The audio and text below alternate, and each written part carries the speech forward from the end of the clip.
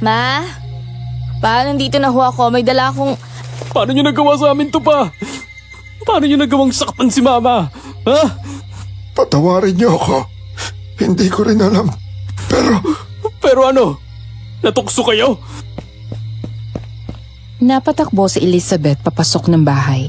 Naabutan niyang iyak ng iyak ang kanyang bunsong kapatid na si Glenn. Habang ang ama nila ay nakaupo at nakalupasay sa sahig. Punit-punit ang damit, magulo ang buhok at umiiyak. Anong nangyayari dito? Bakit kayo umiiyak? Ate! Yumakap sa akin si Glenn ng mahigpit. Sagutin niyo kung anong nangyayari dito. Si Papa, ate. Nahuli ni Mama na may kabit. Yung amo niya na si Minerva. Pinuntahan ni Mama si Papa sa opisina ng amo niya tapos nahuli daw ni Mama na nakikipaghalikan sa Minerva na yun. Ano? Totoo ba yun, Pa? Sumagot kayo, Pa. Totoo ba yun? Patawarin niyo ako, mga anak. Natukso lang ako. Kung ganun totoo nga, niloko niyo si Mama. Kaming mga anak niyo. Panaman, akala ko mahal na mahal niyo si Mama. Ano to? Hindi ko rin maintindihan eh. Basta, namalayan ko na lang ang sarili ko na... Nakakit sa kanya, ganon? Bakit? Dahil mayaman siya. Kaya pala nito mga huling araw palagi kayo may bagong gamit. Yang relo nyo, yang mga damit nyo, mamahalin lahat yun. Tapos palaging malaki yung halagang inaabot nyo sa amin. Kung kailan kayo tumanda, alam na alam niyo yung kondisyon ni Mama. Ano yun? Si Mama! Bigla kaming nataranta at agad na umakyat sa taas. Papasok sana kami sa kwarto nila Mama, pero nakalak iyon. Ma? Ma, buksan mo yung pinto, Ma! Ma! Buksan mo tong pinto, Ma! Papa! Kunin niyo yung susi! Tumabi kayong dalawa! Malakas na sinipa ni Papa ang pinto ng walang tigil. Hanggang sa makalipas ang ilang sandali, ay nabuksan na iyon. Ngunit gano'n na lamang ang aming hilakbot. Nang tumambad sa harap namin, ang isang tagpo na matagal na naming kinatatakutan. Ang aming kaawa-awang ina. Wala ng buhay na nakasabit sa kisame. Mama! Nagmamadali at tulong-tulong kaming tatlo na binaba siya mula sa pagkakabigti sa kisame. Pilit kong tinapik ng paulit-ulit ang pisngi ng mama ko habang pumapalahaw kami ng iyak. Mama! Gumising ka, Ma! Ma! Elsa, mahal. Huwag mo siyang hawakan. Lumayo ka sa kanya. Ikaw ang may kasalanan ng lahat ng ito. Ikaw at yung kabit mo. Kapag may nangyaring masama kay Mama, pagbabayaran niyo to. Pagbabayaran niyo to ng kabit mo.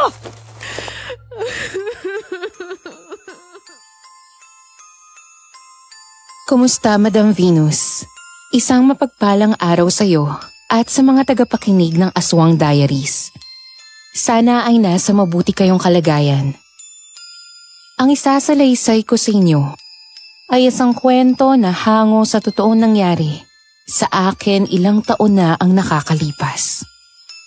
Isang kwento ng paghihigante at paghahanap ng hustisya para sa aking mga magulang. Ang tanging hiling ko lang ay pakinggan niyo ang aking kwento na may pangunawa at walang halong panghusga. Panganay ako sa aming dalawang magkapatid. Mahal na mahal ko ang pamilya ko at gagawin ko ang kahit na ano para sa kanila. Ilang taon nang lumalaban si Mama sa sakit niyang depresyon matapos ang biglaang pagkamatay ng isa pang kapatid namin dahil sa aksidente. Bukod doon ay suicidal din siya. Habang kami ng Papa ay nagtatrabaho, si Glenn naman ang naiiwan sa kanya. Nang malaman ni Mama na kabit ni Papa ang amo nitong si Minerva, hindi nakayanan iyon ng kanyang isip at kinitil nito ang sariling buhay. Dahil doon ay napuno at nabulag ng labis na galit ang aking puso. Hindi ako ang babaeng matatawag na ideal girl, Madam Venus. Malayo ako sa pagiging perpekto. Ang pamilya ko ang kahinaan ko. Kapag ang isa sa kanila ang naagrabyado, kahit na maging kontrabida ako sa paningin ng lahat, gagawin ko maipagtanggol ko lang sila. Yan naman pinangako ko sa sarili ko na gaganti ako. Lahat ng ginawa nila sa mama ko, ibabalik ko ng doble. Mata sa mata. Ngipin sa ngipin. Iyon ang naging panuntunan ko. Sinira ng babaeng iyon ang pamilya namin. Sisirain ko rin ang pamilya niya. Inahagaw niya ang papa ko. Aagawin ko rin ang asawa niya. Ngunit nang makilala ko sa General Sebastian Arevalo, hindi niya tunay na pangalan at asawa ni Minerva. Sa gitna ng intensyon ko na maghigante, hindi ko inaasahan na mahuhulog ang damdamin ko sa kanya. Kasabay niyon ay ang pag-atake sa akin ng aswang dahil sa pinasok kong gulo. Tanging si Sebastian lang ang nanatili sa tabi ko at hindi ako iniwan. Itago mo na lang ako sa pangalan na Elizabeth. At narito ang aking kwento.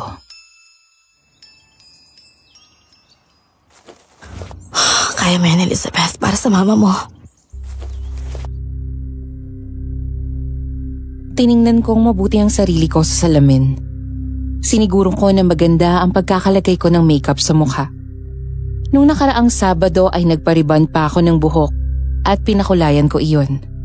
Nagbihis ako ng normal na pang-opisina pero tiniyak ko na medyo sexy iyon lalo na ang palda na suot ko. Ang sabi nila maganda daw ako. Guwapo kasi ang tatay ko at ako daw ang female version niya. Pero ang maputi at makinis na balat ko ay nakuha ko kay Mama. At gagamitin ko ang gandang ito para maagaw ang asawa ni Minerva. Ang araw na iyon ang unang araw sa pagtupad sa plano ko. Ang magtrabaho bilang sekretarya ni General Sebastian Arevalo. Good morning, General. Ako po si Elizabeth, ang bago niyong sekretarya. Hi, good morning. Hindi naman nila binanggit sa akin na maganda pala ang bago kong sekretarya. Salamat ho. Nandito na po yung schedule niyo para sa araw na to. Thank you. Coffee, sir? Yes, please. Thank you. Hindi ko na siya tinanong kung paano ang timpla niya ng kape. Sa halip ay ginawa ko ang sarili kong timpla. Maraming na ang pumuri at nagsabi na masarap daw akong magtimpla ng kape. Your coffee, sir. Thank you. Sarap nito ha. Ang sarap ng kape mo, Elizabeth. Salamat po. Buti naman po at nagustuhan niyo. Nasa labas lang ho ako kung may kailangan kayo, tawagin niyo lang ho ako. Thank you. Palabas na ako ng opisina nang sadya kong ihulog ang hawak kong ballpen. Agad ko iyong pinulot at sinadya kong inangat ang bilugan kong pang-upo. Hindi agad ako tumayo at lihim akong napangisi. Maya-maya ay lumingon ako kay Sebastian. Gaya ng inaasahan ko, nahuli ko siyang nakatingin sa akin na may pagnanasa sa mga mata. Tila nagulat pa ito at mabilis na bumawi ng tingin.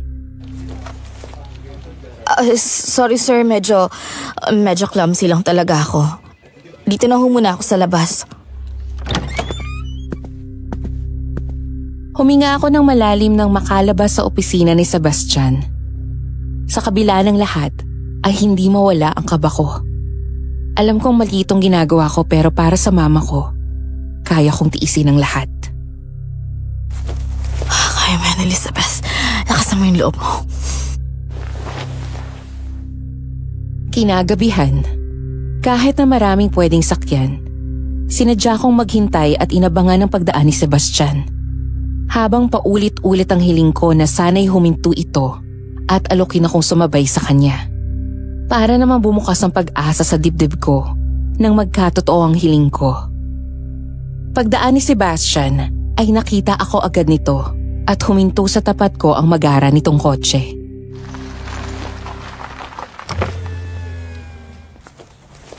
Elizabeth, bakit nandiyan ka pa hanggang ngayon? Sir, medyo mahirap kasing sumakay eh. Hindi dumadaan yung biyahe ng jeep papunta sa bus ng terminal na sasakyan ko. Ganun ba? Halika, sabay ka na. Hindi na ho. Sige ho, nakakaya naman. Hindi, ano bang nakakahiya? Sumabay ka na, halika na. Agad akong sumakay. Nang maupo ako, bahagyang tumaas ang suot kong pencil skirt. Kaya bahagyang lumantad ang makinis kong mga hita. Lihim akong napangiti nang makita kong sumusulyap sa mga hita ko si Sebastian. Para lalo itong matukso, ay nagdikwatro pa ako at binuksan ang ilang butones ng blouse ko mula sa kwelyo, pababa hanggang sa bahagyang lumabas ang dibdib ko. Hindi naman mahirap sa akin para landiin nitong si Sebastian. Sa edad nitong 50 anyos, gwapo pa rin ito. Matikas at malakas ang pangangatawan. Mapagkakamala na bata pa ito kung boses din lang ang pakikinggan. Para itong si Ian Veneracion. Aging like a fine wine. Sir, maraming salamat sa pagsabay sa akin ha. Walang naman. May asawa ka na ba? Boyfriend? Naku, wala ho. Naghahanap pa lang. Kayo ho, sir. Nasaan yung asawa niyo? Ewan ko. Wala naman kaming pakilamanan nun. Yung mga anak niyo ho? Wala rin kaming anak. Ayaw niya. Hindi ko alam kung nasan lupalop ng Pilipinas yun ngayon. O baka nga wala na rito sa bansa yun eh. Parang alungkot naman nun. Paano ho yan? Sino nag-aalaga sa inyo? Wala. Ako lang. Pero may mga kasambahay naman ako. Kahit na. Alam niyo, iba pa rin naman po kapag may nag-aasikaso sa inyo. Lalo na kung yun yung mahal niyo. Ba't ganun, sir, no? Parang pinapabayaan kayo ng asawa niyo. Hindi ka ba niya mahal? Marriage of convenience. Alam ba yun? Pinakasal lang kami ng mga magulang namin noon dahil mataas ang posisyon ng binang ko sa armed forces. Pangarap ng tatay ko na maging sundalo ako. Tapos ang tatay niya, kailangan ng investor sa negosyo nila. Posisyon sa kanila, pera namin, equals kasal. Iba rin yung trip niyang mayayaman eh, no? Ang tanong, masaya ba kayo? No. Kahit kailan hindi ako naging masaya sa piling ni Minerva. Sadya kong hinawakan si Sebastian sa hita. Pagkatapos ay marahan iyong hinimas at binigyan ko siya ng mapang-akit ng ngiti. Huwag kang mag-alala, sir. Mahanap niyo rin yung babaeng mag-aalaga at mamahalin kayo. Habang wala pa siya, ako munang mag-aalaga sa inyo. Salamat, Elizabeth. Sir, dyan na lang ako sa sakayan. Bababa ka na agad. Ihatid na kita sa inyo. Kinaibigan ko ang mga certified chismosa at matagal nang empleyado sa opisina ni Sebastian at nagtanong tungkol sa asawa nito. Ayon sa mga ito, sa simula pa lang daw ay hindi na maganda ang relasyon ng mag-asawa. Materyosa si Minerva at walang ginawa kung hindi mag-party at gastusin ang pera ng asawa. Si Sebastian naman daw ay wala ring pakialam dito. Lalo kong ginanahan sa plano ko. Kailangan maagaw ko si Sebastian kay Minerva at kunin ang lahat mula dito. Mula sa asawa nito hanggang sa pera at kayamanan, hanggang sa walang matira sa kanya. Lumipas ang mga araw. Sa bawat araw na ginawa ng Diyos na pumapasok ako sa trabaho, sinisiguro ko na mapapansin ako ni Sebastian. Sa pananamit man, kilos, mas lalo na sa trabaho. Unti-unti kong nakikita ang pagbabago nito sa pakikitungo sa akin. Kapag nag-uusap kami at nakatayo ako sa tabi niya, ay pasimple na itong humahawak sa bewang ko. Sa tuwing lunch break at sabay kaming kumain, Inaasikaso ko siya at pinaglalagay pa ng pagkain sa pinggan. Hanggang sa umabot na kami sa pagyaya nito sa akin na lumabas. Isang gabi, dumating na ang pinakahihintay ko. Ang tuluyang mapa sa akin si Sebastian.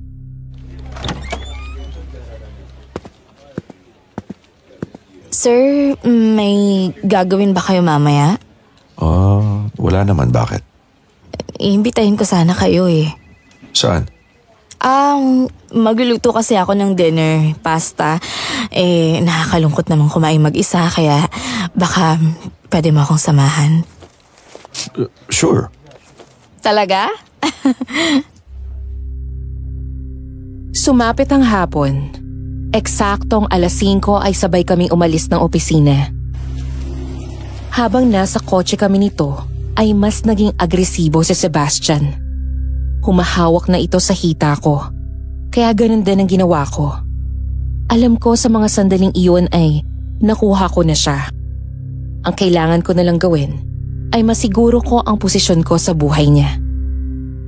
Nang makarating kami sa bahay, ay agad ko siyang inasikaso. Habang nagluluto ako, ay tinulungan niya ako sa paghahanda ng ingredients. Doon ko lang din nalaman na magaling siyang magluto. Ngayong kaming dalawa lang ay mas pinakita niya sa akin ang ugali niya. Sweet at malambing si Sebastian. Magaling din itong mag-alaga. Masyado din itong pilyo at mapagbiro. Nang matapos akong magluto, ay agad kaming kumain.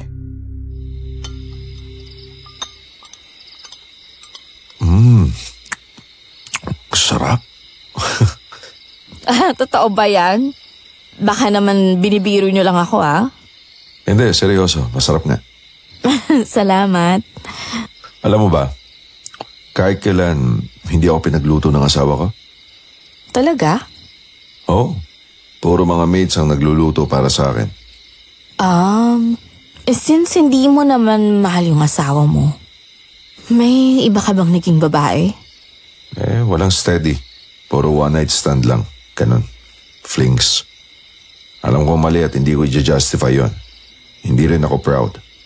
Pero kahit na hindi namin mahal ang isa't isa, nag-expect pa rin ako na magpapakaasawa sa akin si Minerva. Wag na lang ang pag-aasigaso sa akin pero kahit man lang bigyan ako ng anak. Pero wala Ayaw niya. Pinag-aawayan lang namin. Kaya yung atensyon na hinahanap ko sa kanya noon, binabaling ko na lang sa trabaho kaya ayun nga gaya ng sabi ko, flings or one night stand. Siya, nagloloko ba? Maraming beses na. Alam ko naman na pera lang din yung habol niya sa akin. Hindi ko nga alam kung bakit kasal pa rin kami hanggang ngayon. Halos hindi naman na kami nakikita sa bahay. Bakit ka pa nagtitiis? Matanda na siya, hindi ka na niya mabibigyan ng anak. Ewan ko rin. Siguro dahil wala akong makitang dahilan para tuluyan siyang iwan. Alam ko may lalaki siya pero wala akong ebidensya Tama na nga yan, tapusin na nga natin itong kinakain natin. Napuno ng tawanan at masayang kwentuhan ang hapagkainan ko. Habang lumalalim ang gabi, ay mas lalo kaming nagiging malapit. Mas lalong nagiging personal ang aming kwentuhan. Katatapos lang namin maghugas ng pinagkainan nang bigla akong halikan sa labi ni Sebastian. Sir, bakit niyo ako hinalikan? Huwag ka na magmaang-maangan, Elizabeth. Alam ko ang ginagawa mo sa akin. Pinapaibig mo ko. And damn, you're so good at it. Simula nang makilala kita, hindi mo na ako pinatahimik. Wala akong ibang inisip kung hindi ikaw hanggang sa gabi. Sige, aaminin ko na. Nung unang araw na makilala kita, gusto na agad kita pero alam kong hindi pwede at isang malaking kasalanan na makiapid. Pero habang tumatagal na nakikilala kita, parang mas lalo ako nahuhulog sa'yo. Pwede bang sa akin ka na lang? Yung mga hindi ginagawa at binibigay ng asawa mo, kaya kong ibigay sa'yo yun. Kaya kitang mahalin, alagaan, ipagluluto kita, at higit sa lahat, kayang-kaya kitang bigyan ng anak. Umikot sa bewang ko ang isang braso ni Sebastian at bigla akong hinila palapit sa katawan nito. Pagkatapos ay pinagdikit ang mukha namin na halos mahalikan na namin ang isa't isa. Simula ngayon, sa'yo na ako, Elizabeth. Ibibigay ko kahit anong gusto mo. Sabihin mo lang. Parang may bell na tumunog sa isip ko nang marinig ko iyon mula kay Sebastian. Iyon na ang hudyat na nagtatagumpay ako sa plano ko. Kaya naman binigyan ko siya ng mas mapang-akit ng ngiti at yumakap ako sa kanyang leeg. Kung ganun kaya mo bang iwan si Minerva para sa akin? Sabi mo 'di ba? Sa akin ka na at ibibigay mo ang gusto ko. Kaya iwan mo na siya. Nandito na ako. Bigyan mo lang ako ng sapat na panahon at ayusin ko ang lahat. Ngumiti ako ng mas kaakit-akit pagkatapos ay tinulak ko si Sebastian palayo. Humakbang ako paatras papunta sa kwarto ko habang sumusunod siya sa akin. At doon sa harap niya, kahit na wala akong karanasan sa binabala kong gawin, lakas loob akong naghubad sa harapan niya. Nagdiwang ang damdamin ko nang nagmadali rin itong naghubad at pagkatapos. Bakit hindi mo sinabi na wala ka pang karanasan? Wala. Baka kasi matakot ka at iwan mo ko. Ba't ko naman gagawin yun? Di ba? Yung ibang lalaki takot sa responsibilidad. Ayaw nga nila pag virgin kasi daw baka maghabol. Ako pa nga habol sa'yo kapag iniwan mo ko. Paano tayo ngayon? Sa ngayon, kailangan muna nating itago to, ha? Basta sa office, ganun pa rin ang kilos natin. Casual. Tapos sa gabi, sa'yo ako uuwi. Ha? Paano kapag hinanap ka ng asawa mo? Hindi yan. Tsaka hindi na ako madalas umuwi sa bahay. Hindi rin naman niya ako hinahanap. Sige, mauna akong umuwi para makapaghanda ako palagi ng dinner. Sarap ang magluto eh. Baka tumaba ako niyan. Hindi yan, masipag ka namang mag-gym eh. Ilang sandali pa ang lumipas nang may bigla kaming narinig na ingay sa labas. Napabalikwas ako ng bangon nang marinig ko ang nakakakilabot na tunog na iyon. Parang isang mabangis na hayop ang aking narinig.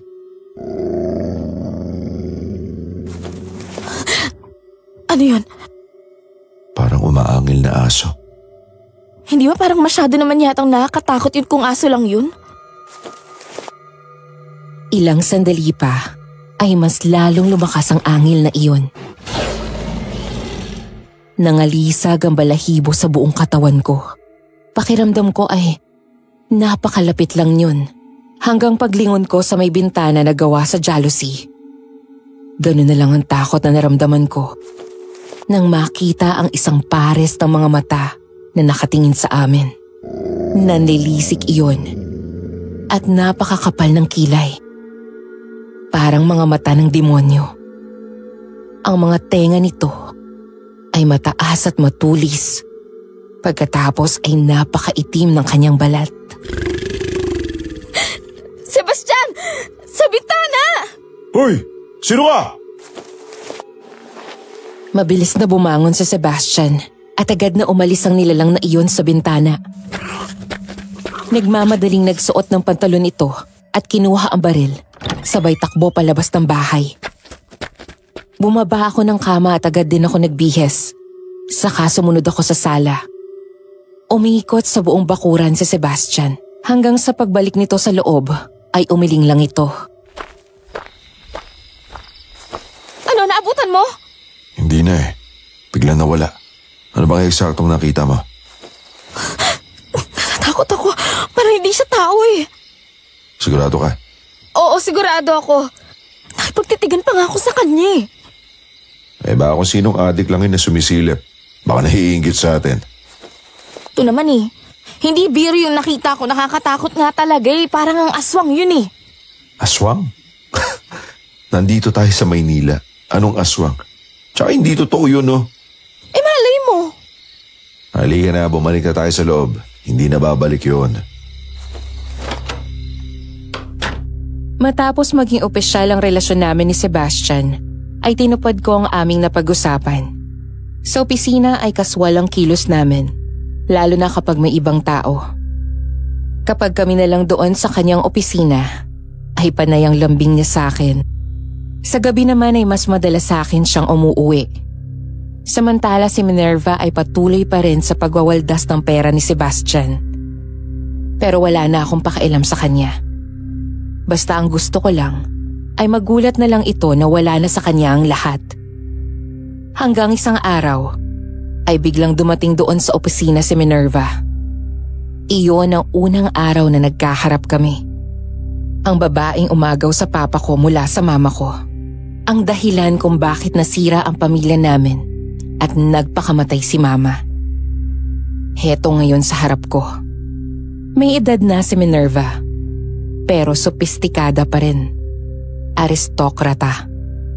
Parang palaging nakataas ang noo at ang kilay nito. At kung tumingin ito sa ibang tao, ay parang nang-uuri ito. Oh, ikaw pala ang bagong sekretarya ng asawa ko. Naandyan ba siya? Yes, ma'am. Inaasahan ko na magkikita kami ng papa ko. Nakaplano na iyon. Gusto ko siyang makitang magulat na doon ako nagtatrabaho sa asawa ng kabit niya. Pero nagtaka ako nang makitang mas bata na ang lalaking kasama nito na nakasuot ng uniforme gaya kay papa. Nang makapasok si Minerva ay agad kong nilapitan ng lalaki at inusisa. Ayon dito ay bagong driver daw siya. Lalo akong nagtaka. Bagong driver lang ito pero Rolex ang suot na relo at iPhone ang cellphone. Bukod doon ay may chikinini ito sa leeg. Dahil doon ay biglang naisipan ko na tawagan si Glenn.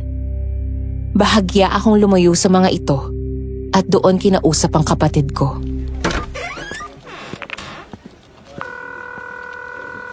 Hello, Glenn. Nasaan si Papa? Kailan pa siya nawala ng trabaho? Ah, ano? Nawala ng trabaho si Papa? Hindi nga halos umuwi si Papa dito eh. Ilang buwan na. Nandun palagi sa kabit niya. Ngayon nga halos hindi na nagpaparamdam. Sigurado ka? Oo nga. Kapag kinukumusta ko sa text hindi nagre-reply. Tapos kapag tinawagan ko naman naka-off ang phone. Nga pala ate, salamat sa pinadala mo. Kaya lang ang laki naman masyado nun. 30,000. Saan galing yun? Bonus galing sa boss ko. Tabi mo na dyan yan. Para may panggastos ka dyan sa bahay. Kailan ka ba uuwi dito ate? Nakakalungkot na dito sa bahay eh. Wala na nga si mama. Si Papa hindi na umuwi tapos wala ka pa. Konting tiis naman, Glenn. Pag natapos ko na yung kailangan kong gawin dito, babalik na ako sa Pampanga. Kumusta naman pala yung boss mo? Okay naman, mabait siya. Si Papa ba, nagkausap na kayo? Glenn, alam mo naman mula nung namatay si Mama, hindi ko na siya kinakausap. Hanggang ngayon ba ate, galit ka pa rin sa kanya? Siguro pag nabuhay niya si Mama at iniwan niya yung kabit niya, baka mapatawad ko siya. Ate naman, napaka-imposible naman nun no? Exactly. Kaya huwag ka nang umasa na mapapatawad ko sila ng kabit niya. Sila nga yung dahilan kung ba't namatay si Mama eh. Bigla akong napalingon at humigpit ang hawak ko sa cellphone nang lumabas mula sa opisina si Minerva. Kasunod si Sebastian. Hindi ko nagustuhan ang sunod kong nasaksihan. Alam kong wala akong karapatan dahil kabit ako. Pero hindi ko maiwasang magselos, lalo na nang ayusin pa kunwari nito ang kwelyo ng uniforme ni Sebastian. Ang tagal na nating hindi nagkikita, sweetheart. Ang sabi ni Dita sa akin ay hindi ka na daw masyadong umuwi. I miss you. Mala, taglalambing ka. Ano na naman ang ipapabili mo? Sweetheart, ganyan ba talaga ang tingin mo sa akin? Naglalambing kapag may kailangan lang? Oo, yun naman palagi yung ginagawa mo eh. Sige na, tumalis ka na. O siya, sige. Aalis ako mamaya at pupunta ako sa Singapore, ha? I'll be back in 3 days. I'll see you then. Sige na, mag-iingat ka. Bye, sweetheart. Lalo akong nagselos nang makita ko na hinalikan nito si Sebastian sa labi. Nang tumalikod ang asawa nito at naglakad palayo ay napatingin ito sa akin at sumenyas na pumasok ako sa loob ng silid nito. Pero sa halip na sundin, tumalikod ako at naglakad palayo, saka kunwaring pupunta sa banyo. Ngunit ang totoo ay sinundan ko si Minerva at ang driver nito hanggang sa baba.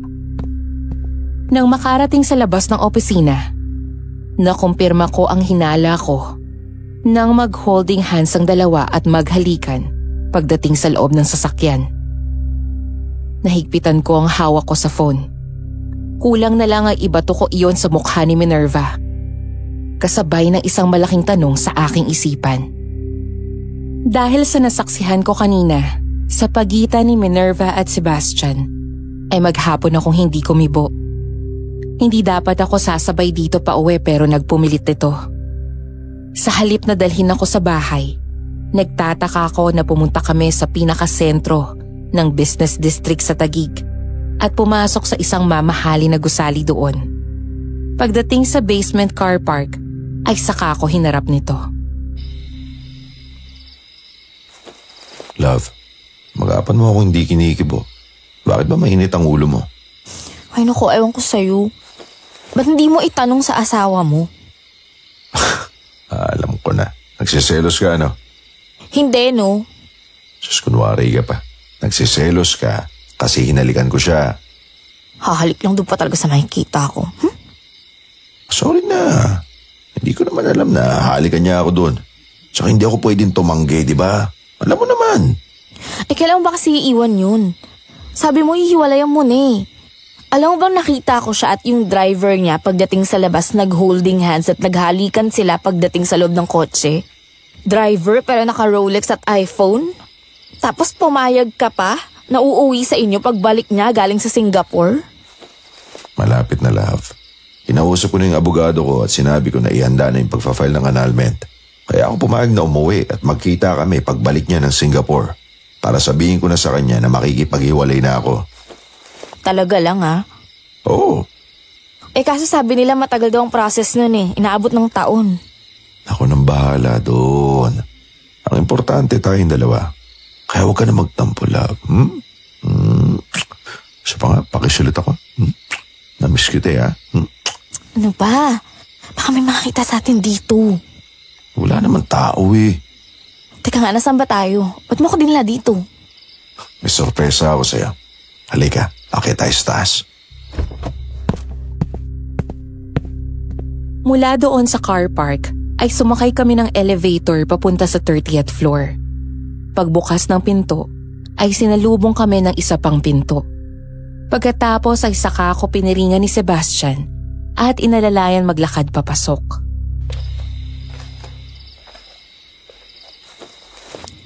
Love, nasan ba tayo? Kinakabahan ako sa sorpresa mo eh.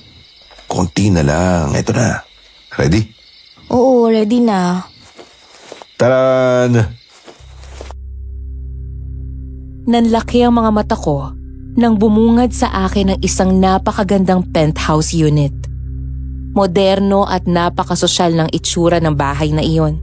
Ang mga furnitures at appliances ay lahat mamahalin.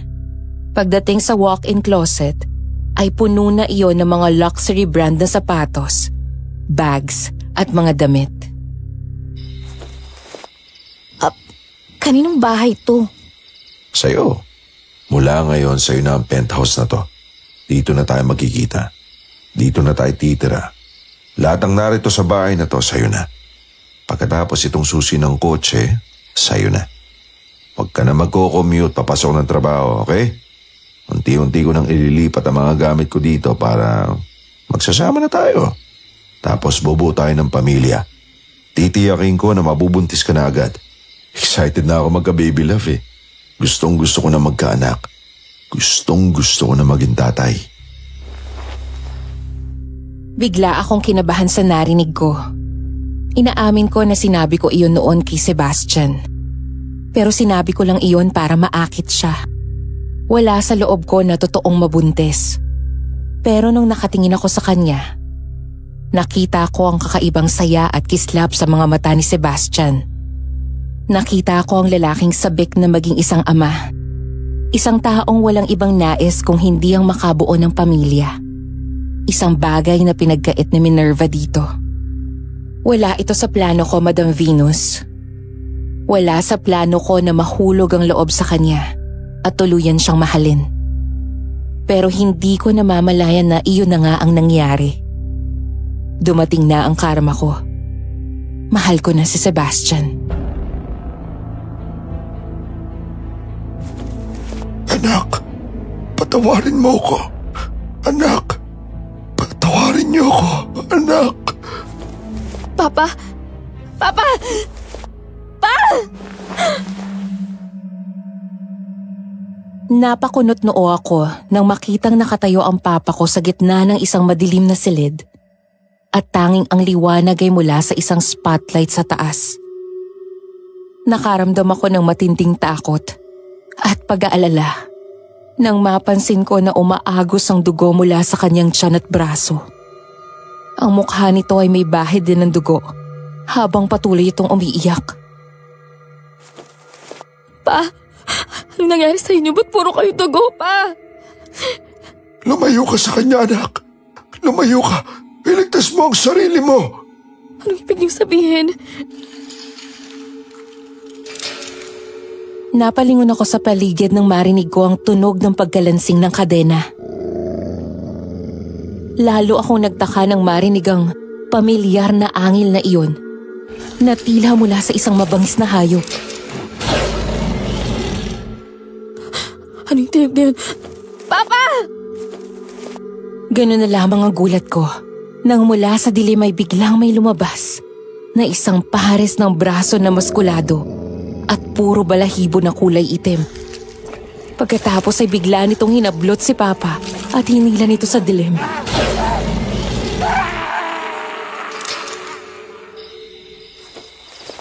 Papa!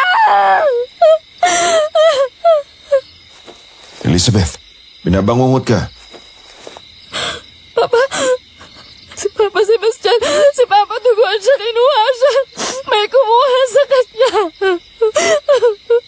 Shhh! Tana, panaginip lang yan. Nang lumingon ako sa paligid, ay saka ko palang napagtanto na naroon ako sa silid ko sa lumang apartment ko.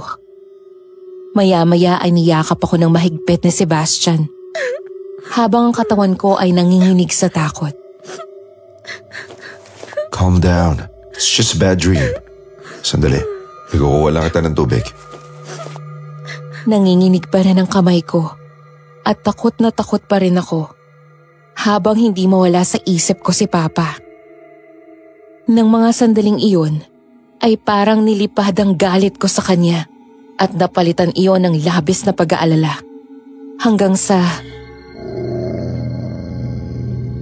Tunog na yan. Ganun yung narinig ko sa panaginip ko. Ganun din yung narinig ko dun sa aso na sumilip sa bintana, Sebastian. Nandiyan na, love. Pinagtimpla lang kita ng gatas. Sebastian! Ganun na lang ang hilakbot ko nang biglang mabasag ang mga jealousy sa bintana ko. At pumasok doon ang isang nakakatakot na nilalang. Ang aswang. Ito ang halimaw na unang nakita ko na nakasilip sa bintana. Ang nakakatakot na mukha nito. Ang mga mata nitong kulay dilaw at nanlilisik. Ang mga tenga nitong patulis. Ang mga pangil at kuko nitong matatalas at mahaba. Ang kulay itim nitong balat. Ang buhok o balahibo nito na hanggang likod at mga braso. Tama. Ang mga braso nito na puro itim na balahibo. Ganun ang itsura ng kumuha kay Papa sa panaginip ko. Nanlaki ang mga mata ko nang mabuhat ng aswang ang drawer ko at binato iyon. Elizabeth! Agad akong tumalo ng kama. Tatakbo dapat ako palabas ng pinto. Pero agad humarang doon ang binatong cabinet ng aswang. Mula sa labas ay pilit binubuksan iyon ni Sebastian at paulit-ulit na sinisipa. Sebastian, tulungan mo ako!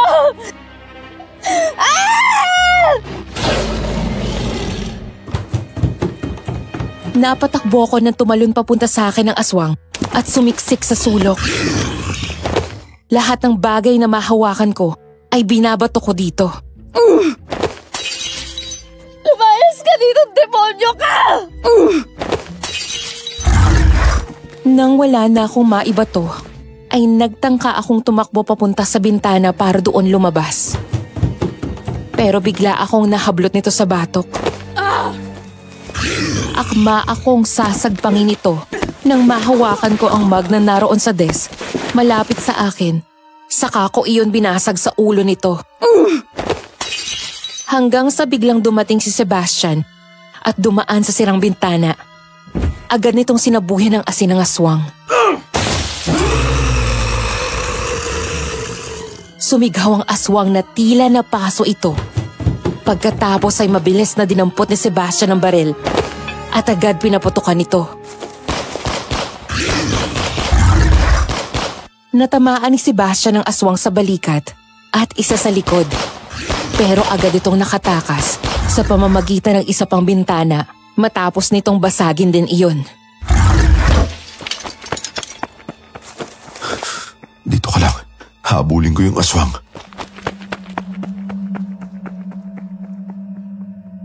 Nang gabing salakayin kami ng aswang sa apartment, hindi na ito naabutan pa ni Sebastian.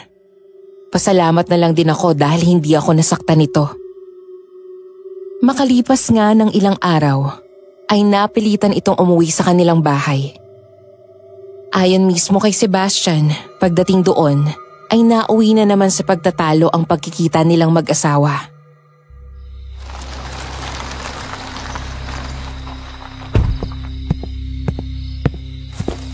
Kahapon pa ako nakauwi. Inaasahan ko na madadatnan kita rito. San ka nang galing, ha?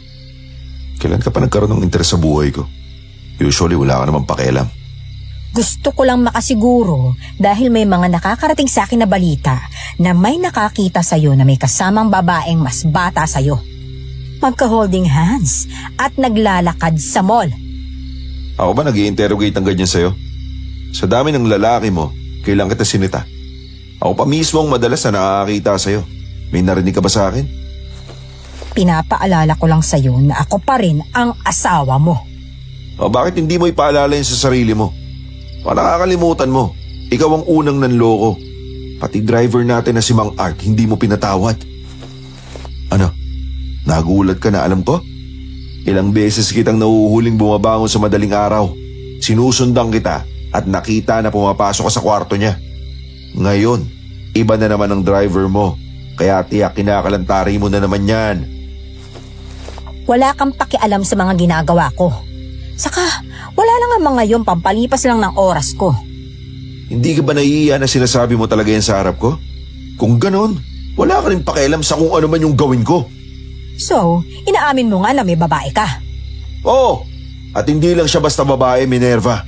She's way better than you. Seryoso ako sa kanya. Hindi tayo magkatulad na laruan ng tingin sa tao at walang pakialam sa damdamin nila. Sino ang babae mo, ha? Sino siya?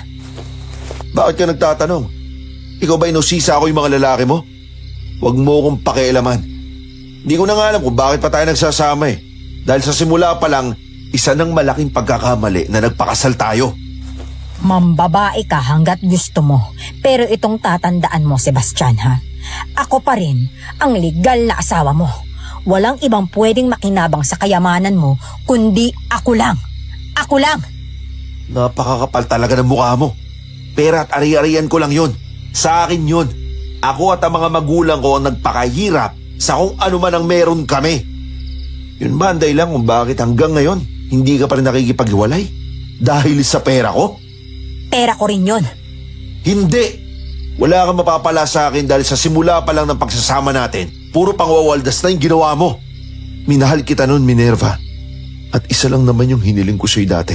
Dahil alam ko naman na hindi mo ako mahal. Bigyan mo ako ng anak. Pagkatapos bahala ka na sa buhay mo. Kahit naman lalaki ka. Pero pati yung pinagkait mo sa akin. Walang ibang mahalaga sa'yo kundi yung pera at ang mga material na bagay. Mula nang ipagkait mo sa akin na maging isang ama, doon palang hindi na asawa ang tingin ko sa'yo. Dahil isa ka nalang palamuti sa bahay na to. Kumikinang at puro ginto pero walang silbi. Sawang-sawa na ako sa ganitong buhay, Minerva. Maghiwalay na tayo. Total naman sa simula pa lang naglolokohan na tayo. Maghiwalay? Hindi. Hindi po pwede. Hindi ako papayag. Ang sabihin mo, dahil din sa babae mo, kaya ka nagkakaganyan. Para tuluyan na kayong magsama? Ha? Ganun ba? Oo. Dahil mula nang makilala ko siya, sa kanya ko lang naramdaman kung paano magkaroon ng isang totoong asawa. Siya lang ang nagpaparamdam sa akin nun. Maghihiwalay tayo sa ayaw at sa gusto mo at wala kang magagawa. Wala ka rin makukuha sa akin kahit piso. Wala akong ginawa mula nun kundi yung magpakahirap at magpakapuyat sa trabaho. Tapos ikaw, wala kang inatupag kundi panlalalaki at pagwawaldas ng perang pinaghirapan ko. Subukan mo lang na hiwalayan ako dahil papatayin ko yung babae mo. Subukan mo! Subukan mo lang, Minerva. Dahil kaya ko rin ibalik sa'yo yung banta mo. Alam mo, kaya kong gawin. Isang tawag ko lang babaliktad ang mundo mo. Mahal ko siya. Mahal na mahal ko siya. Kaya wag na wag mo siyang sasaktan kung ayaw mong ako mismong makalaban mo. Lahat ng panlalalaki mo, lahat ng kalokohan mo. Kung inaakala mo na wala akong ebidensya, nagkakamali ka. Kaya kung ayaw mong maiskandalo at masira pinakamamahal mong pangalan at imahe, tumahimik ka. Kapag ginawa mo yan, ilalabas ko rin ang lahat ng baho mo. Go ahead, do it. Sabihin mo sa lahat, hindi ako natatakot. Sundalo ako, Minerva. Matagal nang nabura ang takot sa katawan ko. At kaya kong panindigan sa harap ng mga tao ang ginawa ko. Hindi tayo magkatulad, Minerva. Nagmahal ako. Nagkataon na nakatagpo ako ng babaeng totoong nagmahal sa akin, na kahit kailan hindi mo ginawa. No, you can't do this to me, Sebastian. Sa'yo na tong bahay kung gusto mo. Papaimpake ko na kay Dita sa mga gamit ko at kukunin ko sa mga susunod na araw. Tatawagan ka na lang ng abogado ko sa mga susunod na araw para pag-usapan ng annulment. Habang si Sebastian ay umuwi sa kanila, ako naman ay umuwi ng probinsya para dalawin ang kapatid ko. Nang iparada ko ang kotse sa harap ng bahay namin, ay agad pinagtinginan ng mga kapitbahay namin ang sasakyan. Habang si Glenn ay bakasang magkahalong tuwa at pagkamangha sa tuwa.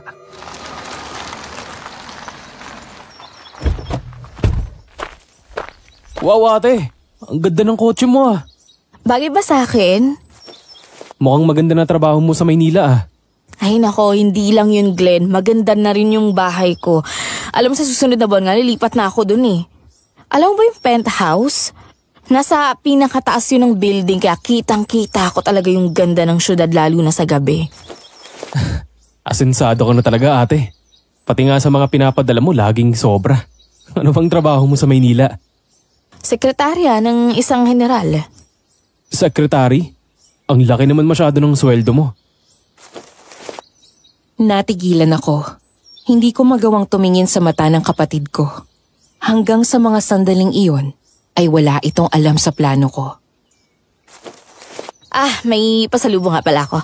Ito yung susi ng kotse, buksan mo yung likod, nandun yung iba pang dala ko. Agad namang sumunod si Glenn at kinuha ang mga dala ko. Nang bumalik, ay malaki ang pagkakangiti nito habang bitbit ang mga paper bags na may tatak na mga luxury brand na damit. Wow ate, grabe puro mamahalin lahat to ah. Saan galing lahat to? Sa boyfriend ko. Ha? May boyfriend ka na? Oh. Sino ate? Yung boss ko. May relasyon kami ng boss ko. Eh ate, sabi mo hinaral yung boss mo, di ba? Ibig sabihin matanda na yon. Teka, huwag mo sabihin. Oo, may asawa na siya. Ate, pumapatol ka sa may asawa? Oo. Ate naman, hindi ba galit na galit ka kay Papa at sa kabit niya? Nagpakamatay si Mama dahil sa kabit ni Papa. Tapos malalaman ko na kabit ka? Oo na. Yung asawa ni Minerva, siya yung boyfriend ko. Sino? Si Minerva. Ang amo at kabit ni Papa. Siya ang asawa ng boss ko. Teka lang, anong ibig mong sabihin? Gumaganti ka? muling nabuhay ang matinding galit sa puso ko para kay Minerva. Mariin kong kinuyom ang kamay ko nang maalala ang imahe ng mama ko habang nakabigti sa kisame. Oh, binabalik ko lang naman sa kanya yung ginawa niya sa atin. Nasira yung pamilya natin dahil sa kanya. Inagaw niya si Papa. Kaya nagaw ko rin yung asawa niya. At sisiguraduhin ko mawawala lahat sa kanya, gaya ng kung paano nawala lahat sa atin. Ate, tama na. Matuto tayong magpatawad. Bakit? Kapag ba nagpatawad ako, mabubuhay ba si Mama? Mabubuhay ba ng pagpapatawad na yun si Mama? May babalik ba yung nasira nating pamilya? Ibabalik ko sa iyo yung tanong, ate. Kapag nakapaghiganti ka at kapag naagaw mo ang asawa niya, anong susunod? Magiging masaya ka ba? Mabubuhay ba si Mama kapag naiganti mo siya? Babalik ba sa atin si Papa? Di ba hindi na? Alam kong hindi. Pero mabibigyan ko ng hustisya yung pagkamatay ni Mama. Ate, alam kong ginagawa mo to para sa atin at naiintindihan kita. Nagpapasalamat ako sa iyo dahil pinapakita mo lang na lahat ay gagawin mo alang-alang sa pamilya natin, pero hindi solusyon ang gumawa ng mali para maitama ang isa pang pagkakamali. Napaiyak ako ng husto. Para akong binuhusan ng malamig na tubig dahil sa sinabi ng kapatid ko. Tama siya. Pero paano pa ako hihinto kung mahal ko na si Sebastian? Mahal ko na si Sebastian, Glenn. Ate, kapag nakipaghiwalay siya sa asawa niya at kaya kang panindigan ng lalaking yon, wala ka nang maririnig sa akin. Irerespeto kong relasyon nyo. Nakarap ko na yung Minervang yan. At lalong nagngingit-ngit ako sa galit. Pinaglalaroan niya lang din naman si Papa. Nasira yung pamilya natin. Namatay si Mama dahil sa kalandian niya. Alam mo bang iba na yung driver niya ngayon? At may relasyon na naman sila ng bago niyang driver. Ibig mong sabihin wala dun si Papa? Kung ganun, nasaan siya? Mula nung huling beses na tinanong mo siya sa akin, hindi ko pa rin siya matawagan. Yun nga yung pinunta ko rito eh. Gusto ko makasiguro kung ano yung huling na pag-usapan nyo. Dahil kung hindi umuwi si Papa dito at wala rin siya kay Minerva, wag naman sana, pero baka kung ano nang nangyari sa kanya. O ano ngayon plano mo? Kakausapin ko si Sebastian. Hingi ako ng tulong. Sasabihin ko na sa kanya yung totoo. Hahanapin mo pa rin ba si Papa kahit na galit ka sa kanya? Siyempre tatay pa rin natin yun. Bilang anak, natural magagalit ako. Pero hindi ibig sabihin hindi ko na siya mahal. Eh paano kung hiwalayan ka ng boyfriend mo kapag sinabi mo na ginamit mo lang siya para maghiganti? Tatanggapin ko naman kung anong mangyayari eh. Kasalanan ko naman eh. Dinamay ko siya sa galit ko sa asawa niya. Huwag kang mag-alala, ate. Naiintindihan naman kita kung bakit mo nagawa yan. Kahit anong mangyari, nandito lang ako sa tabi mo. Salamat. Maasahan talaga kita kahit kailan. Pero ang mas importante ngayon ay mahanap natin si Papa. Nang gabing iyon, ay doon natulog si Sebastian sa mansyon. Pero magkahiwalay sila ng kwarto ni Minerva. Nang magising kinaumagahan, ay agad itong sinalubong ni Ditas. Ang kasambahay at nagsisilbing mga mata ni Sebastian doon sa bahay.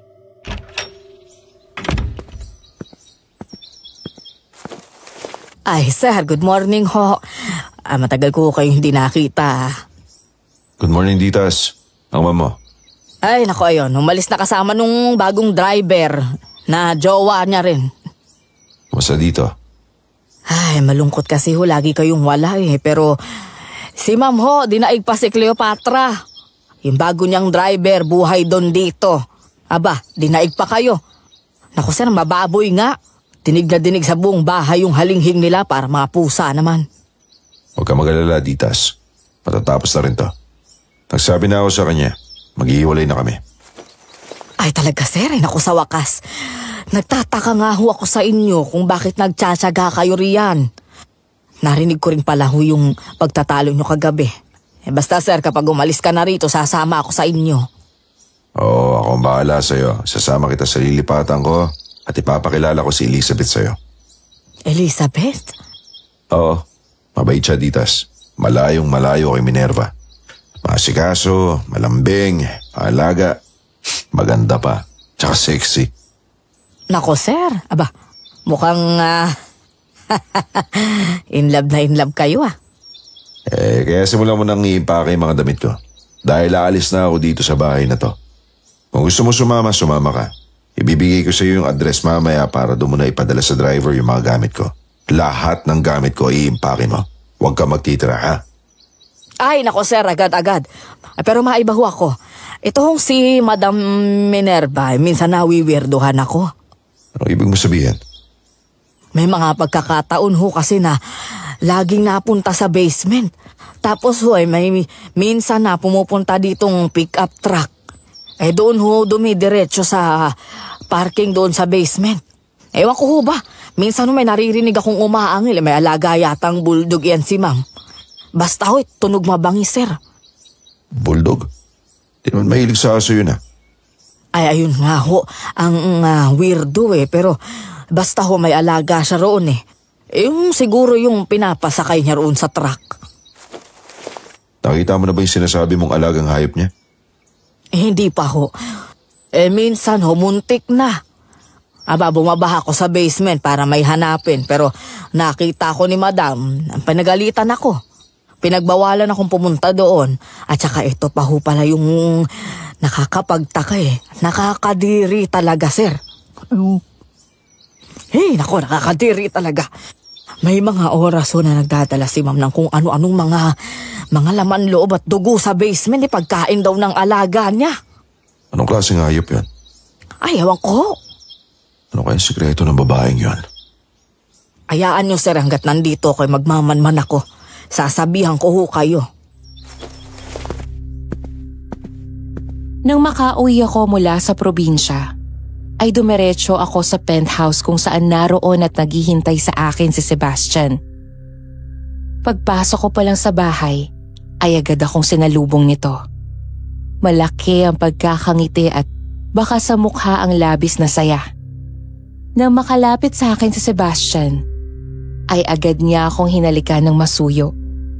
Ramdam ko sa bawat galaw ng kanyang labi ang lubos na pangungulila sa akin. Namiss ko rin naman siya, kaya agad akong gumante ng halik. Ganon din naman ang nararamdaman ko, pero may bahid ako ng takot. Dahil sa gabing iyon, ay nakapagpasya ako na sabihin sa kanya ang totoo. Kala ko matatagalan ko pa Balak na kitang sunduin. Ito naman di man makapaghintay. Miss na kita Ilang araw tayo hindi nagkita. Baka naman mamaya sumiping ka na dun sa asawa mo. Hindi Tagal na ako hindi sumiping doon. Sa'yo lang ako, love. Kaya huwag ka na magselos o mag-alala, okay? Asya nga pala, narito na ang ibang mga gamit ko. Talaga? Ako rin nagdala na ako ng mga gamit ko dito. Love, konting tiis, okay? Pag natapos ang annulment ko, magpapakasal tayo agad. Sa ngayon, ganito muna yung setup natin. Hindi ako nakasagot at ngumiti lamang ako dito. Binaba ko ang mga gamit ko at dumiretso sa kusina. Parang sasabog ang kaba ko ng mga sandaling iyon. Abot langit ang dalangin ko na sana ay hindi ako kamuhian ni Sebastian sa ipagtatapat ko. Ano nga palang gusto mong kainin? Pagluluto kita. Sebastian, pwede ba tayo mag-usap? Seryoso yan May problema ba? Hindi ba nagkaroon kayo ng driver ng pangalan na Arturo de la Serna? Si Mang Art? Oo, bakit? Tatay ko siya. 1 taon na nakakalipas nang mamatay si Mama. Sa pagitan ng mga luha, ay nagawa kong ikwento kay Sebastian ang dahilan ng pagkamatay ni Mama.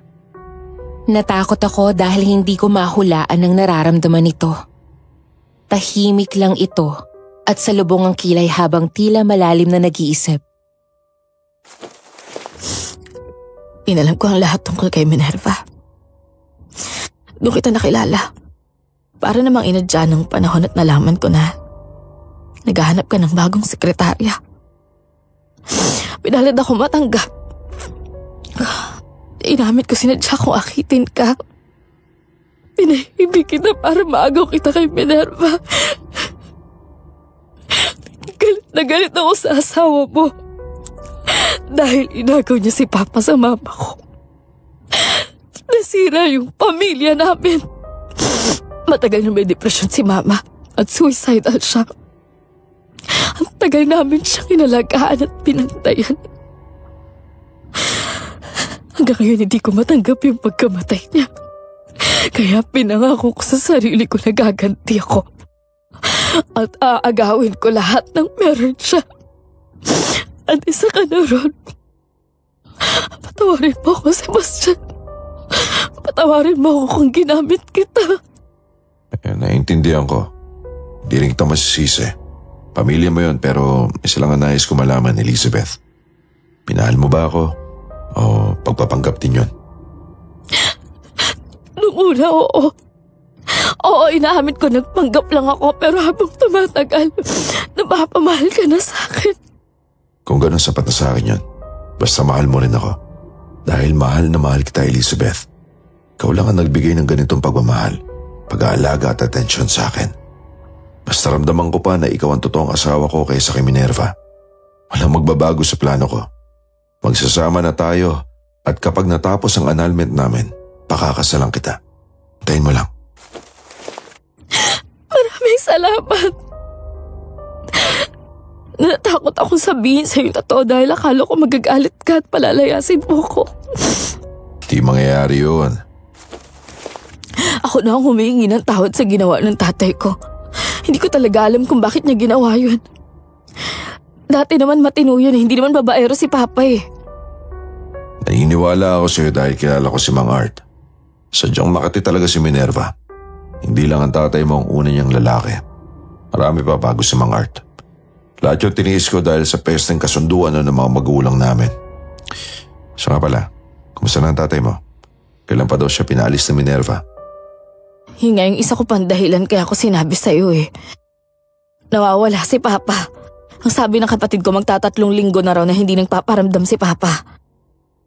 Inaasahan ko nga na magkikita kami sa opisina mo nang pumunta dun si Minerva pero hindi. Nagulat ako na iba na yung driver niya. Hindi umuwi si Mang Art sa inyo? Oo, kilala ko si Papa. Kahit ganun yun, magte-text yun kay Glenn. Nakikiusap ako, Sebastian, tulungan mo ko.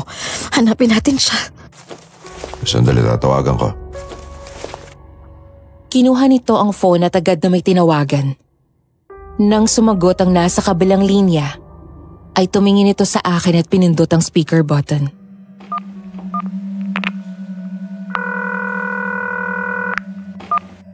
Ditas, kailan nagsimula yung bagong driver ni Minerva? Nako sir, mag-iisang buwan na rin ho. Si Mang Art, nagkausap pa ba kayo bago siya umalis? Ay hindi na ho, nagtataka nga ho ako eh. Kasi nung huling gabi na magkausap kami ni Mang Art, ang sabi niya, may aayusin lang siya sa basement bago matulog. Pagkatapos, hindi na ho kami nagkita. Kilala ko yung si Mang Art eh. Kung aalis yon, magpapaalam. Tsaka isa pa ho, yung mga gamit niya naiwan sa quarters. Bakit niyo naitanong? May problema ho ba? Nawawala siya Ditas eh. Nakausap ko ang mga anak ni Mang Art. 3 linggo na raw tong dito matawag o nagtitext sa kanya. Ay naku, saan naman kaya nagpunta yon? Magmanman ka dyan, Ditas. Tignan mo mga gamit ni... Dalhin mo ako sa inyo. Sebastian, gusto ko makita yung mga gamit ni Papa, please. Kinabukasan, habang naroon ako sa banyo sa lumang apartment, bigla na lang akong napaluha sa tuwa at takot habang tinititigan ang nasa harapan ko. Hindi ako makapaniwala sa nakikita ko. Wala ito sa plano. Pero sa halip na mag-alala ay sobrang tuwa ko. Pregnant. Iyon ang malinaw na lumabas sa resulta ng pregnancy test sa harap ko. Matutupad na sa wakas ang pangarap ni Sebastian na maging isang tatay.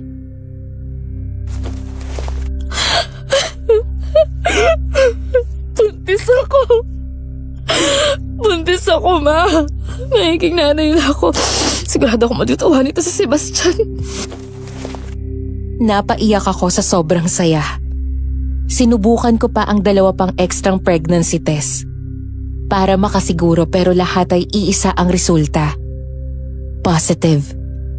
Magkakaanak na kami ni Sebastian. Nasa gitna ako ng emosyonal na tagpong iyon nang marinig ko ang malakas na katok na nagmumula sa labas. Isang hindi inaasahang bisita ang dumating. Nang buksan ko ang pinto, natigilan ako nang makita si Minerva. Nakapamewang at tiningnan ako mula ulo hanggang paa. Ikaw ang sekretarya ng asawa ko, hindi ba? Ako nga.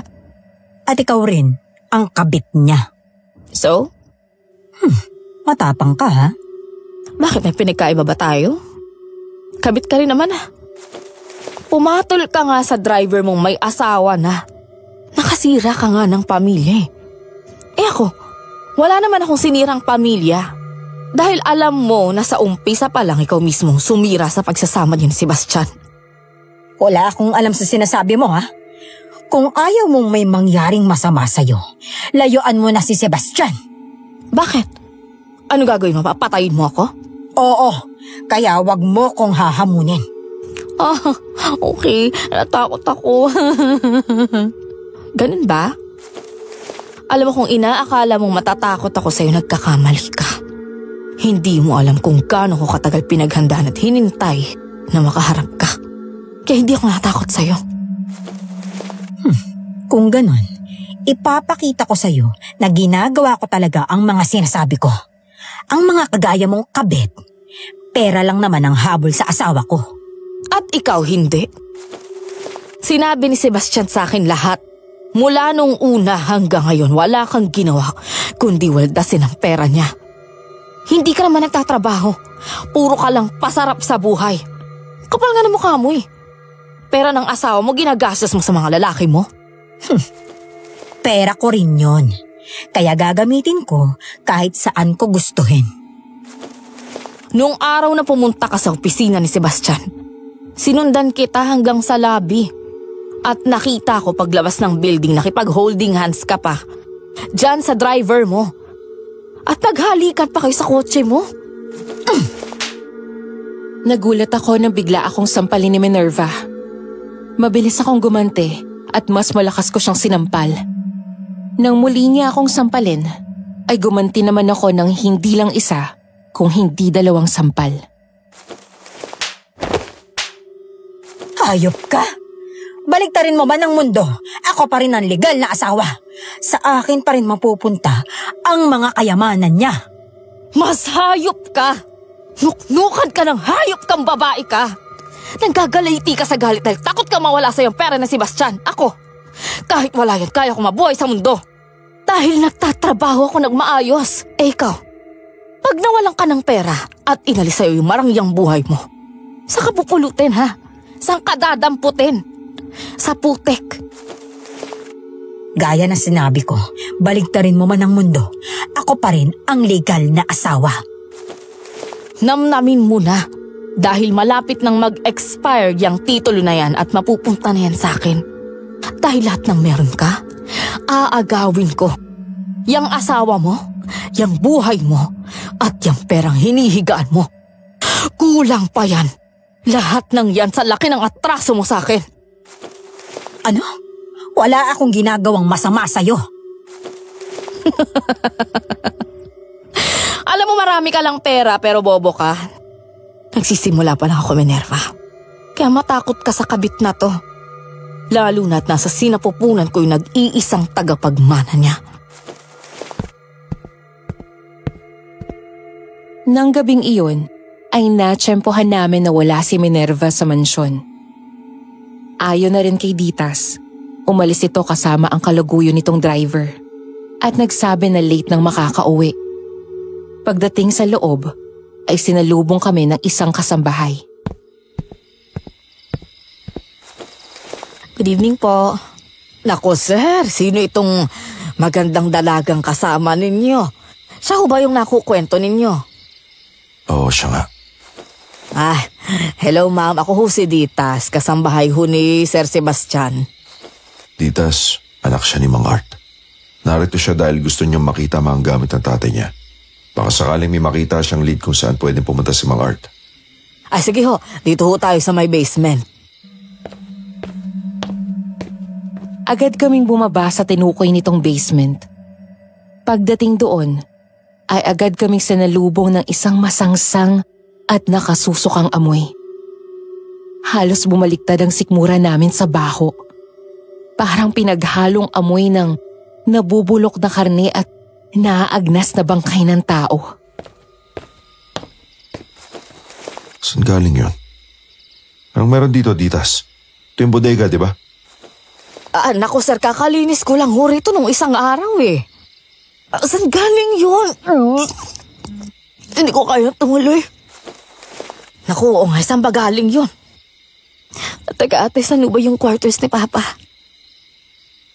Dito ho. Sumunod ho kayo sa akin at magtakip na lang ho kayo ng ilong.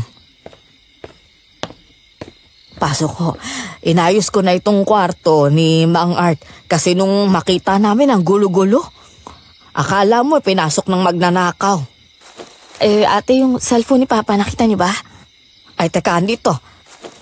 Pinatay nga muna namin yan at tinago para walang makialam.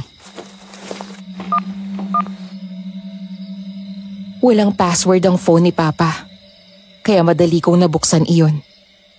Hanggang sa napakunot-noo ako nang mabasa ko ang palitan nila ng mensahe ni Minerva. Matagal nang nakikipaghiwalay si Papa dito, bago pa sila mabuking ni Mama, dahil nakokonsensya na daw ito. Pero ayaw pumayag ni Minerva at binablackmail ang kanyang ama na isusumbong sa asawa nito. Pero ang mas kinagulat ko ay mga sumunod na sinabi nito. Ayon sa aking nabasa, gusto ni Minerva na tulungan siya ng papa ko na patayin si Sebastian para daw mapunta na sa kanila ang pera at ari-arian nito. Isang bagay na mariing tinanggihan ni Papa.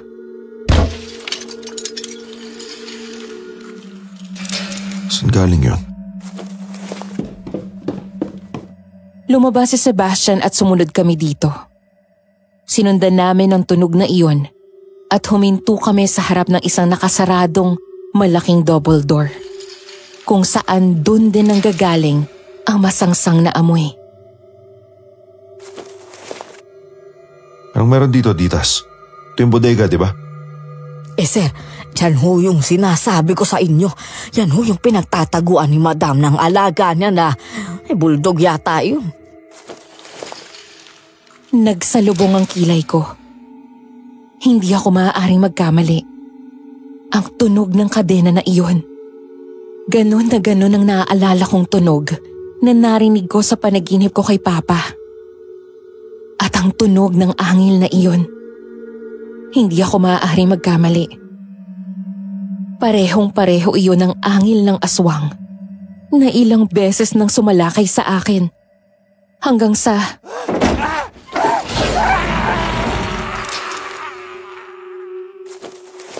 Napaatras kaming tatlo nang marinig namin ang malakas na sigaw ng boses ng lalaki na nagmula sa loob, kasunod ng malakas na pag-angil ng kung anong hayop.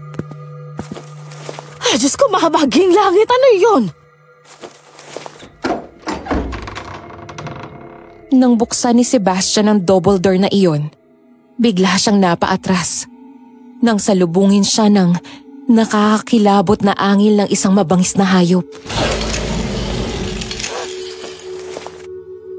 Malakas na kumalansing ang kadena, sabay ng malakas na pag-angil ng tila isang mabangis na hayop at paglitaw ng isang nakakatakot na nilalang mula sa dilim. Nangalisag ang balahibo sa buong katawan ko nang muling makita ang nakakatakot na mukha nito. Nanlaki ang mga mata ko sa gulat nang sumalakay sa amin ang aswang at pilit kaming inaabot. Ngunit hindi nito magawang lumapit dahil nakatali ng kadena ang paa nito at mula sa loob ay bigla nitong hinagis ang isang wala ng buhay na bangkay ng isang lalaki. Wakwak ang tiyan at wala ng laman loob. Habang naliligo ito sa sarili nitong dugo, ang lalaking iyon ay ang driver na kasama ni Minerva nang minsan pumunta ito sa opisina ni Sebastian. Dahil sa takot ay biglang napasigaw ng malakas si Ditas at kumaripas ng takbo. Panginoon ko, may jablo! Agad naman akong tinago ni Sebastian sa likod nito. Habang ang aswang ay nagwawala at pilit na kumakawala mula sa kadena nito. Maya-maya ay sabay kaming lumingon nang dumating si Minerva. Kitang-kita ang gulat sa mga mata nito habang nagpapalit ng tingin sa amin at sa aswang. Anong ginagawa niyo rito, ha? At ang kapal ng mukha mong dalhin dito sa pamamahay ko, yang kabit mo? Hindi yun ang importante, Minerva. Anong ginagawa ng halimaw na yan dito?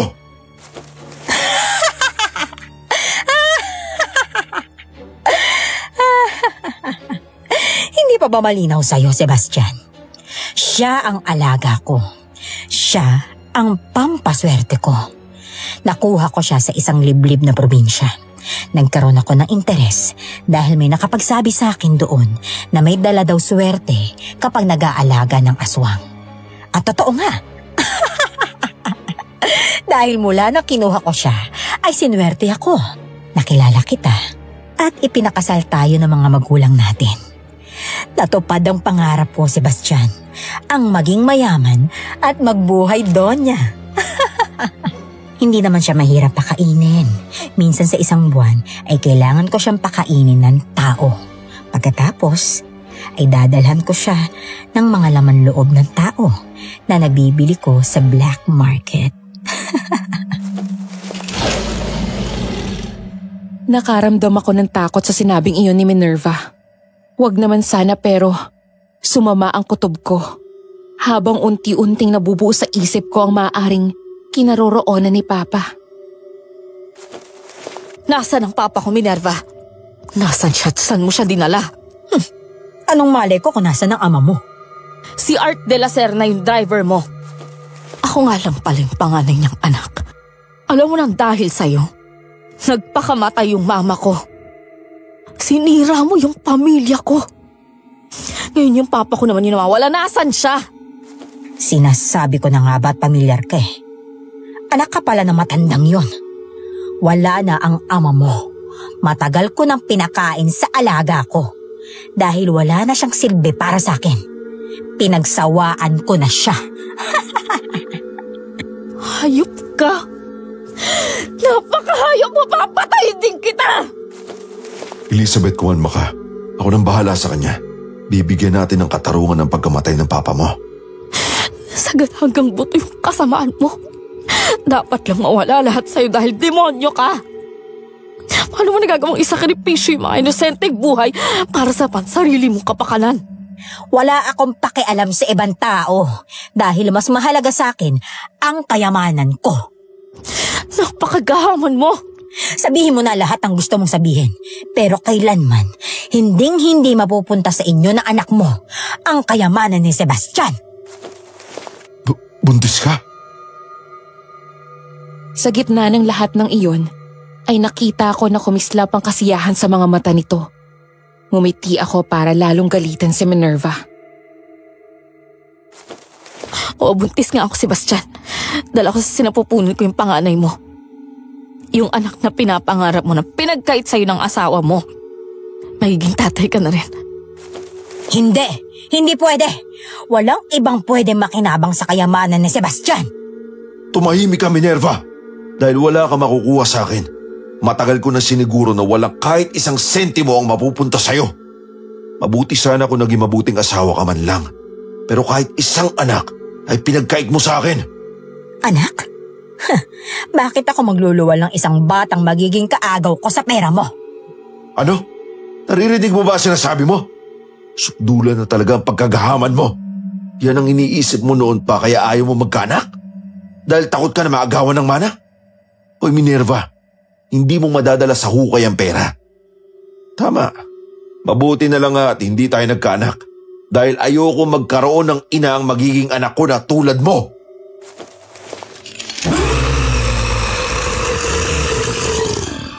Nasa ganoon kaming tagpo nang bigla kaming mapatingin sa loob ng bodega kung saan nakatali ang aswang. Napasigaw ako sa takot nang biglang makawala ito mula sa kadena.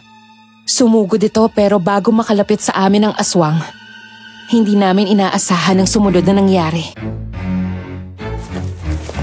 Hala, sige! Patayin mo na sila! Oh! Ah! Ah! Ah! Ah! Nagulat kami ni Sebastian dahil sa halip na kami ang sugurin, ay si Minerva ang sinugod at nilapa ng aswang. Halika na. Umalis na tayo dito. Sebastian! Sebastian, yung aswang hinahabol tayo! Bilisan mo! Ah! Mabilis kaming naabutan ng aswang. Sinalakay kami nito at agad hinarang ni Sebastian ang kanyang sarili. Sinalubong niya ito ng isang putok ng baril. Pero hindi nito ininda ang tama ng bala. Nagawa pa rin itong makalapit sa amin. Sinunggaban nito si Sebastian at pilit na kinakagat. Nataranta ako at mabilis na naghanap ng pwedeng maging armas. Nang makita ang isang malaking bato sa gilid, dinampot ko iyon at malakas na pinukpok sa ulo nito. Dahil doon ay napunta sa akin ang atensyon ng aswang. Nagawa nitong maabot ang braso ko. Kakagatin na sana ako nito nang bigla kong pukpukin ulit ito ng bato habang si Sebastian ay muli itong pinaputukan ng baril. Kasunod noon ay biglang dumating si Ditas at sinabuyan ng asin at bawang ang aswang. Pagkatapos ay may bote itong hawak na may laman na likido na mukhang tubig at sinaboy iyon sa aswang. Habang ginagawa nito iyon, ay nagdasal ito. Sa ngalan ni Jesus, umalis ka rito, demonyo ka! Kampod ka ni Satanas, mamamatay ka! Lumayas ka rito! Panginoon, dinggin mo kami. Ikaw ang aming kublihan at iniingatan nyo kami sa oras ng kaguluhan at pinalilibutan nyo kami ng mga awit ng kaligtasan. Sir, barilin nyo na huy ang aswang na yan. Ngayon ay mahina na siya't mamamatay na yan dahil gawa yan sa tansong metal. Mabilis na sinunod ni Sebastian si Ditas. Binaril nito ng sunod-sunod ang aswang at muling umalingaw-ngawang nakakatakot at nakakakilabot na sigaw nito.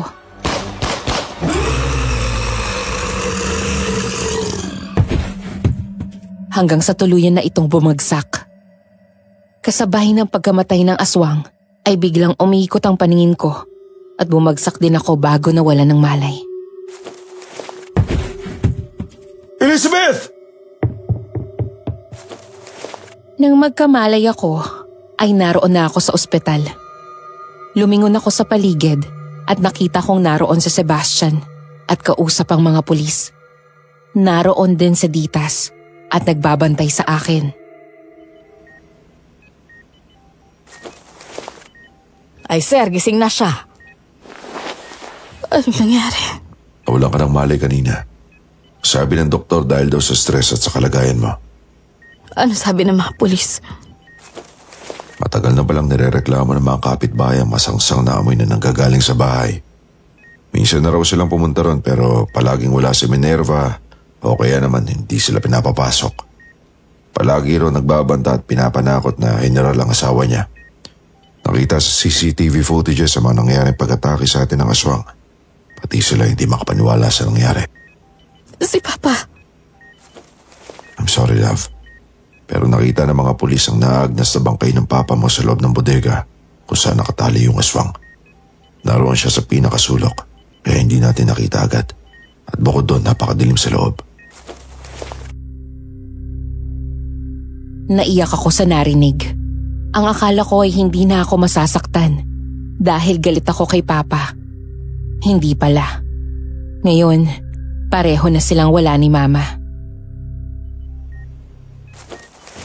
Hindi ko man siya nakausap. Masyado ako nabulag sa galit.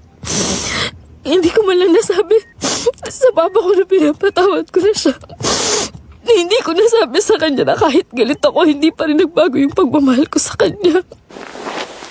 Sigurado naman ako na alam mo yun ng papa mo. At alam ko rin na alam niya na kaya ka nagagalit ay dahil nasaktan ka dahil mahal mo siya, sila ng mama mo. Patawarin mo ako sa lahat ng ginawa ko. Yung panggugulo at magsira ko sa inyo ni Minerva. Wala kang kasalanan. Nagpapasalamat nga ako dahil dumating ka sa buhay ko. Yung tungkol sa amin ni Minerva, sa umpisa pa lang ng pagsasama namin, sira na yung relasyon namin. Kasal lang kami sa papel pero hindi na kami nagsasama. Di ako dapat nagpaksa sa kanya. Pero naniniwala pa rin ako na may dahilan ng Diyos kung bakit niya hinayaan na mangyari ang lahat. Kung hindi ka dumating sa buhay ko, baka patay na rin ako at pinapalapa ni Minerva sa alaga niya. Nakita ng mga pulis ang conversation sa phone niya. May kausap siya, yung batang driver na kalaguyo niya. Basta ang sabi niya, plano ni Minerva na ipakain ako sa alaga niyang aswang.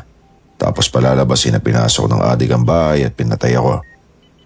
Para mapunta na sa kanya ang pera at ari-arihan ko. Matagal na niyang pinagpaplanuhan ang pagpatay sa akin. Ang mga pagkakataon na sumusugod ang aswang sa apartment pa, gawain ni Minerva.